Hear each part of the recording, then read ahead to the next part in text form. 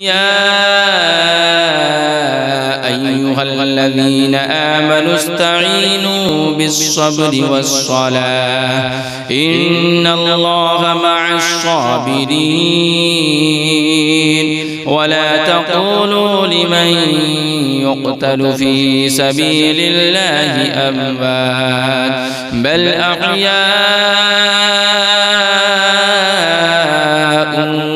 ولكن لا تشعرون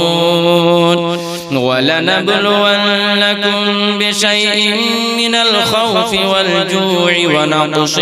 من الأموال والأنفس والثمرات وبشر الصابرين الذين إذا أصابتهم مصيبة قالوا إنا لله وإنا إليه راجعون أولئك عليهم صلوات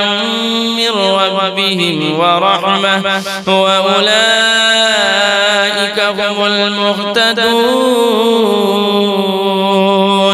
إلا الصفا والمروة من شعائر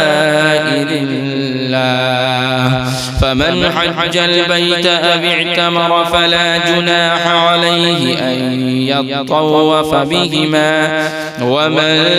تطوع خيرا فإن الله شاكر عليم إن الذين يكتمون ما أنزلنا من البينات والهدى من بعد ما بيناه للناس في الكتاب أولئك يلعنهم الله ويلعنهم اللاعنون إلا الذين تابوا وأصلحوا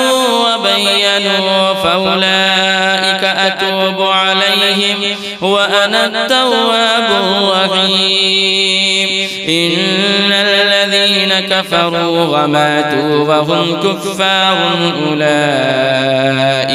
أولئك عليهم لعنة الله والملائكة والناس أجمعين خالدين فيها لا يخفف عنهم العذاب ولا هم ينظرون وإلهكم إله